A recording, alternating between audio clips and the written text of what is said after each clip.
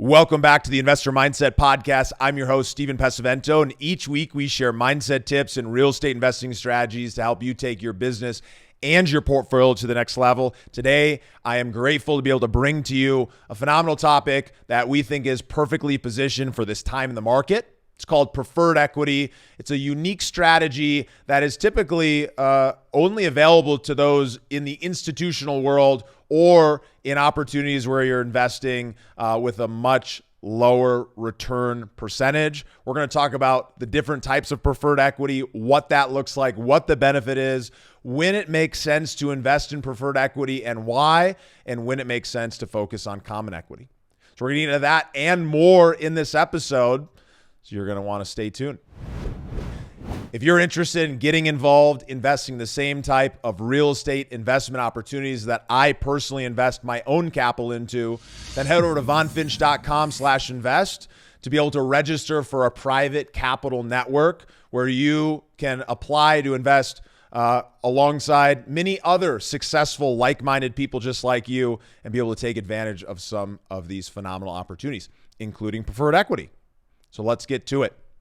All right, so preferred equity is a unique hybrid investment strategy that is a mix between debt and equity that provides downside protection while providing a preferred return to investors. Preferred equity investors typically receive a return of capital while also receiving a return on capital prior to any other equity investors in that opportunity being paid any cash flow. What's the benefit of that? That means that those common equity investors are in a first loss position, and that creates a buffer for preferred equity investors during times of uncertainty. In exchange for giving up a little bit of the upside, we're able to obtain a significant downside protection. Said differently, preferred equity investors in today's market with the structure that we're going to be talking about today that Von Finch has put together is able to achieve about 75% of the return while only taking about a third of the risk. We're going to talk about how that works and how we come to that understanding in just a second. But first, it's important to understand that preferred equity is a much lower risk investment compared to common equity, that it creates attractive risk-adjusted returns, which is very valuable in today's uncertain environment, and that there is a huge benefit when you're investing into a preferred equity fund because that fund itself can then go out and negotiate much more favorable terms for the fund because in exchange, it's offering a higher level of certainty of close, and it's a neutral third party who's going out and making that negotiation with those individual operators. So it's important, of course, to have an extremely experienced team who's underwriting and vetting and doing due diligence on those individual deals because those individual investments act like individual loans, very similar to the underwriting that's going to go into placing a $50 million loan when placing a $5 or a $15 million preferred equity check. Those pieces all have to be executed, and the risk profile of different deals needs to be taken into account when creating those term sheets. So let's look at a quick example to really illustrate the difference of preferred equity. So let's talk about scenario one, right? The traditional common equity. This is, Von Finch's purchased over 200 properties. Primarily, those 200 properties we were placing debt while we were also putting our own equity onto those properties, and we were creating a return. And then the other 10 or so as of right now in 2022, large multifamily deals that Von Finch has purchased, we've invested all as common equity. So what common equity really is it's the chunk of equity that sits above debt. So with a $50 million property, a lender who's going to lend up to 70% would put down $35 million of the cash that's actually needed to purchase that $50 million property. So the common equity is that additional $15 million of equity that is needed in order for that individual investment to be purchased. So in that scenario, you can see that, typically when you're investing as equity, you're getting all the upside above the debt, and that's a phenomenal place to be. However, the alternative in scenario 2 would actually be that same 35% debt coming into play, while an additional $5 million of preferred equity comes into play, creating a total loan to value of 80%. That extra $5 million preferred equity means that total loan to value is 80%. And what that really means for preferred equity investors is that there's 20% of common equity, 20% of someone else's money other than your own, that's sitting above that preferred equity. Those common equity investors receive a higher rate of return. In exchange for that higher rate of return, they receive higher risk, right? So that means that the property could lose $10 million of value, i.e. 20% of its value, before preferred equity investors would have any type of loss. That's really valuable in today's market, where we're seeing higher interest rates, cap rates are starting to slowly raise. We're seeing loan to values being reduced greatly, and that creates an opportunity to come in and be able to be in a more secure position in the capital stack. As Blackstone recently said, it's the first time in over a decade that it's made sense to focus on preservation of capital over exclusively focused on upside appreciation. Really important to underline that again. The first time in over a decade, Blackstone says that it makes sense to focus on preservation of capital. So let's go into this a little bit deeper, what that actually looks like. So when you're thinking about an investment, you want to think about what's the risk versus the reward. And the reason why we can create a scenario where we're taking significantly less risk, but we're able to create approximately the same type of return is because of that position in the capital stack and the ability to negotiate for a better return. Why is this valuable to operators and sponsors? And why would an extremely experienced operator be interested in doing a joint venture with a preferred equity fund like Von Finch's preferred equity fund? Well, the reason is that in today's day and age, in today's market, we're seeing that returns are being compressed.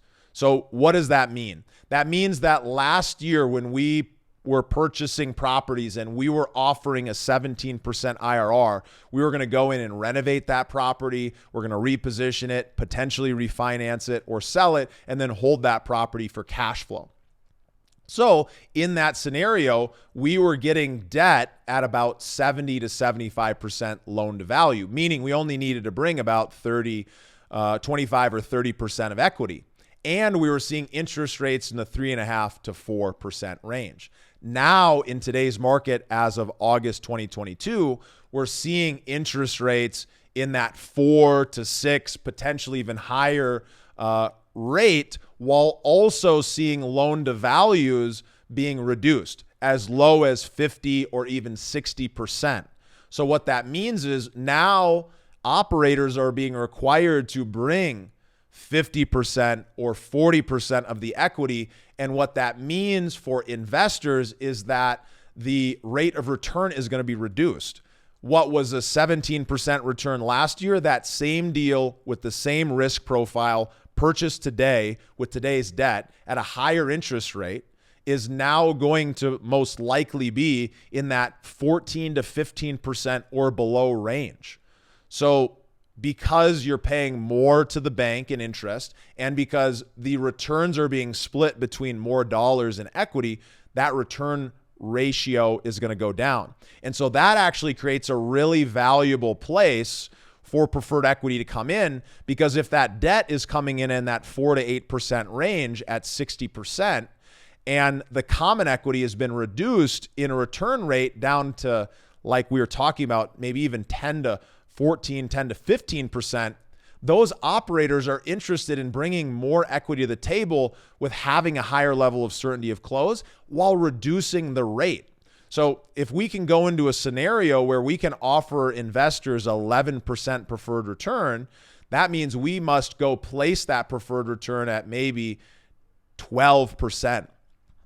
Von Finch makes 1%, investors make 11%, and then the operator is saving maybe 2, maybe 3% that they're then able to spread that around to their investors, making it a true win-win, which is why we're able to attract some very high-level, sophisticated, experienced operators, while also being able to back some great up-and-coming operators who have phenomenal teams with experience in that market and who've cycled through multiple deals, but is in a position where they really could use that consistency of a capital partner like a preferred equity fund like Von Finch to be able to fill that space.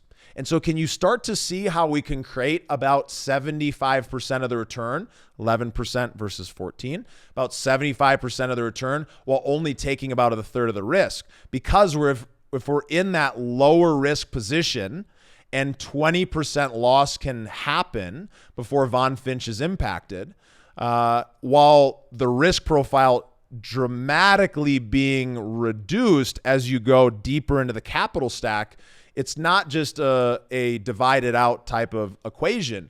There is a standard deviation that actually happens the higher up in the capital stack. So we're able to get to that about a third or so of the risk profile. So why is this important for you, and how does this start to fit into your portfolio? Well, the way that it fits into your portfolio is you want to start thinking to yourself, well, what am I looking for right now and what's important to me? Maybe what you've purchased over the last few years have been types of assets that are focused heavily on growth. Maybe you have a lot of assets that are focused on growth, and what you're looking for today is creating some current cash flow. Maybe you're looking to create a 4 to 6% cash flow in today's environment. Again, as interest rates have gone up and loan to values have gone down, cash flow that was projected last year at 8% might be as low as 4% this year. It's a huge difference. And so it's important to understand that as an investor, but it's also important to then go and look for opportunities that have a good risk-adjusted return to get that same place from a cash flow perspective.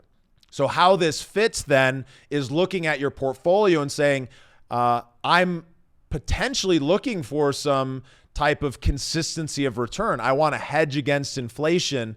I want to create income today. I want to know that I have a much, much higher likelihood of hitting that income number in the future, and knowing that while we're in times of uncertainty, I can greatly reduce my risk. So what we're seeing for most investors, and the appeal that we've noticed on why investors are so interested in being in that preferred position, really comes down to knowing that they have a huge buffer that will protect them should something go wrong. Now, when we look back to the worst recession that we've seen in our lifetime, back in 2008, real estate prices went as low as 30 or 40% in many markets, right? They reduced that greatly.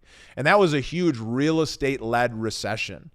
We're in a current time and market where the economy overall is performing quite well, right? The real problem that we're dealing with today is that we've pumped a lot of money in and we're seeing inflation. So the Fed is trying to tamper that down by raising interest rates and trying to slow down the growth that's happening. And they're doing an effective job. It may take 6 months. It may take 2 years. We don't know exactly what that'll be.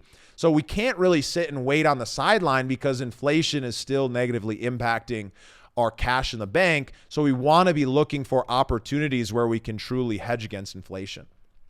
And so the reason why we like this strategy is because it really does hedge against inflation nicely. It allows us to be in a lower risk position. And, as we've talked about before, we brought on our Chief Investment Officer, Mark Gallinero.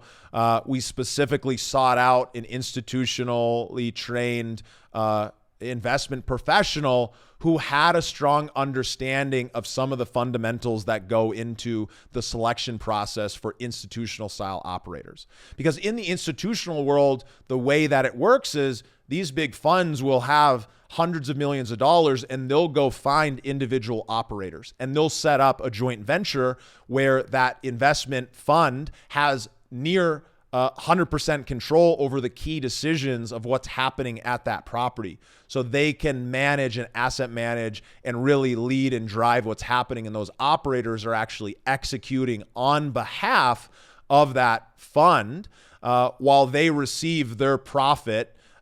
Really comes down to being based on success. Now that's similar in the syndication space, but what we have been able to put together here is take some of the advantages for investors from that space and now go and serve that middle market. And the reason there's such a big need for this is most of the preferred equity providers in the market, they are folks who have raised $100 million. They're getting large checks from large pension funds. And from an administrative perspective, it doesn't make as much sense to write a $3 or $5 million check.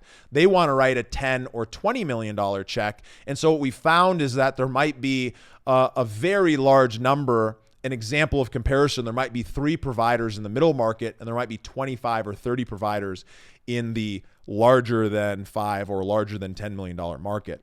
Yet there's so many operators who are buying middle market deals that are in that $20 to $50 million purchase range that we're able to then go in, create a win-win partnership with, while also being able to get a higher rate of return. Because you'll notice something we have yet to talk about is that typically preferred equity is only receiving, a 6 to 8% return. Sometimes it can be as high as 10 or 12%. And because of that focus in the structure, we're able to create that higher preferred return while still being in a much lower risk position. And so from an execution standpoint, we already have some great operators that have been gone through due diligence from our existing relationships. We've got deals coming in every day from debt and equity brokers that are looking for this equity, and they have great clients that are very reputable. And we've got the due diligence teams, both from a legal as well as an internal perspective, that will be able to review all of the details to make those individual selections. And that'll be led up by myself as well as Mark Gallinero, our Chief Investment Officer, who again worked at one of the largest real estate funds, executing strategies exactly like this, but with much larger check sizes. So we're able to bring that experience to the table. And just as we've done with our other 10 common equity deals, which hold a higher risk profile, we're able to be in a much lower risk position and execute that for investors. So I really believe in preferred equity. I highly recommend that you add it to a place within your portfolio and you find a team that you know, like, and trust and you believe in, that you can place some equity in that type of structure. In this market today, as we see fluctuations, it really makes a lot of sense. There's a really, really strong thesis out there, and it's one that we're excited to continue to execute on and be able to provide some great returns for investors, some great capital for operators and our partners, as well as being able to have cash available when we find that phenomenal deal that we know investors are really looking for. So we're going to bring all of our experience to the table to execute on this one. If you're interested in finding more, you can go to vonfinch.com/pref. That's vonfinch.com/PREF to be able to register to learn more about this preferred equity offering, to check out any kind of investment materials. Of course, this offering is only available to accredited investors, but if you're not accredited, no problem. Head over to vonfinch.com/invest, get registered, and we look to do maybe 1 or 2 deals a year that are available to non-accredited investors so that our friends and family can be able to invest alongside us and we can all create that freedom, flexibility, and fun that we're really after. So thanks for joining me today. Thanks for joining us. We look forward to working directly with you on this and many more investment opportunities in the future. We'll see you on the next one. Thank you for listening to the Investor Mindset Podcast. If you like what you heard, make sure to rate, review, subscribe, and share it with a friend. Head over to theinvestormindset.com to join the Insider Club, where we share tools and strategies from the top investors and entrepreneurs on how to take it to the next level.